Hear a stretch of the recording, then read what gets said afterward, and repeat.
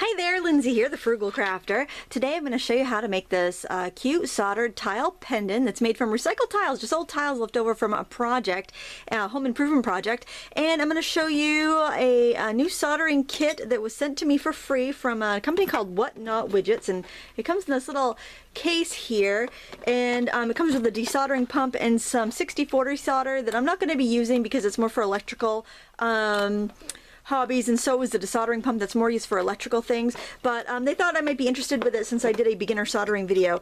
And so what I have here is the iron and the little stand that comes with the kit, and I'm gonna first prepare one of these little tiles. These were free at the library. The librarian saw them, somebody had put them for free in the teacher's lounge at school, and she asked me if I could think of anything to use them for. So I thought, yeah, I bet we could do some cool jewelry with that. So I'm gonna just put some alcohol ink on these light colored tiles. So one is smooth and kind of cream color, the other one is pebbly and white, and I'm just gonna put some of that on there, and I'm just spreading it around with the tip of my my ink bottle here. Probably have a little bit too much on there. Let's spread that around, and then I'm just going to put a couple drops of this metallic silver. You can kind of give some cool effects there. I can zoom in a little bit so you can see that better, I think. There we go. There's two that are done that we're going to work on here, and there are the ones that I just colored. So I'm going to set those aside to dry, but I just wanted you to see the idea, see the technique on doing that. And I'm going to zoom out here so you can see the soldering iron. Alright, so I'm going to put these tiles over here for us to work on. These are going to be set aside to dry. And let's work on this one since it's very similar to the one we just colored. Now what you want to do is get some foil tape. This doesn't come in the kit, but it's something you can pick up at a stained glass store, and I highly recommend getting some of this because you really need it if you're going to make any jewelry like this. Now this is not for fine jewelry, this is for like making some costume jewelry. When you're soldering like silver or precious metals, you're going to use a butane torch and not a soldering iron. But I get too nervous working with really expensive materials, so I like to, just use regular lead-free solder and a soldering iron. So the solder that comes with a kit contains lead. So I did contact the company and say I was concerned about that because there was no labeling on the packaging, and I believe they're going to start adding labeling to the packaging. I guess if you're doing more electronics, it wouldn't really be that much of an issue. But if you're, following along with my tutorials, you're probably making jewelry, and I wouldn't want anyone to wear anything with lead on it. So here I'm just gonna, oh, I almost cut that too short. There, now I'm gonna press that copper tape down on all sides. I really want to make sure it's going to adhere well, and any extra is going to just fold over to the back. But these tiles are about 1/4 of an inch wide, so it fits pretty perfectly for this 1/4 inch wide tape. This is just the Master Foil Plus.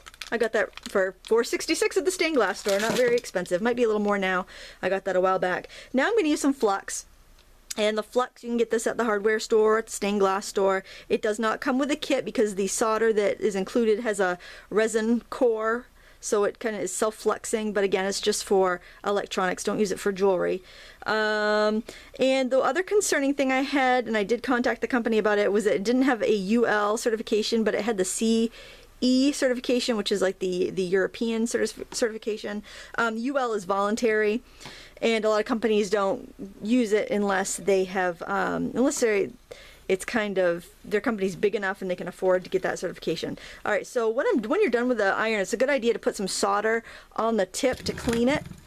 And so that's what I had done, so I just wiped that off onto a damp sponge. This is just a cellulose sponge. I'm putting a little bit more on there, and I'm going to bring over my handy hands here, my handy helpers, I guess you could call it, and I'm going to clip my my thing in there because the tile will get a little hot, and that way I have my hands free so I can control my soldering iron and the solder itself. So I'm just going to heat up that foil tape and then just bring some solder over to it and go around the edge and just kind of tin it. Now I did the other one holding it with my fingers, but it did get hot and I didn't want to burn my hands off on camera. A little more over there. And I am not an electronic solderer, so, you know, I might be creating some cold joints if I was doing this on, you know, something like that. So, you know, obviously this is not the tutorial to learn how to solder electronics. Now put your gun in a little stand. The stand did come with a kit, which I'm glad, because my other irons didn't come with a stand. I'm just going to flip this over, make sure I get the other side, because I do want that silver all the way around. And make sure I don't have any lumps.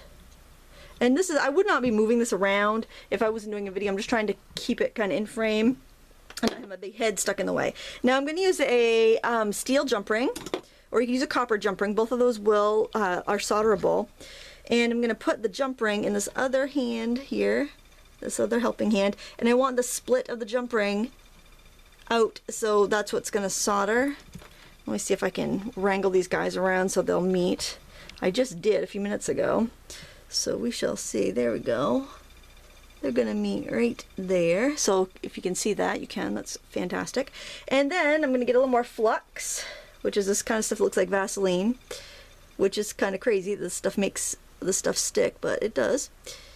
And I'm cleaning off the 2 points where it's going to contact, and I'm going to add some silver, some silver solder, that is, lead free, to my spot there. I'm actually going to move these together so they touch. I should have done that first. And just melt a little hump of solder over that. Okay. So there we have, hopefully this is not going to fall apart. There we go. We have a nice soldered little pendant there. Okay, it's on there a little crooked, but you get the idea. And then I just put it on a organza ribbon with a satin cord, and I do have a video, which I will put a link to it right on the screen or below in the video description, where you can find the tutorial on how to make these organza and satin cords, because they're really elegant and they look pretty. And look, it's just like a tile that was left over from our project, and now we have some awesome jewelry. So that was the soldering iron rather, from Whatnot Widgets. It seems like it's a nifty little thing. It costs 20 bucks. You can find it at whatnotwidgets.com or on amazon.com. It seems like it's all right. It didn't like explode. I was worried without the UL label that something awful might happen, but it's fine. And I've made a few suggestions to the company, which hopefully will improve that product. I want to thank you so much for watching. Please give me a thumbs up and subscribe if you like this video. And as always, happy crafting.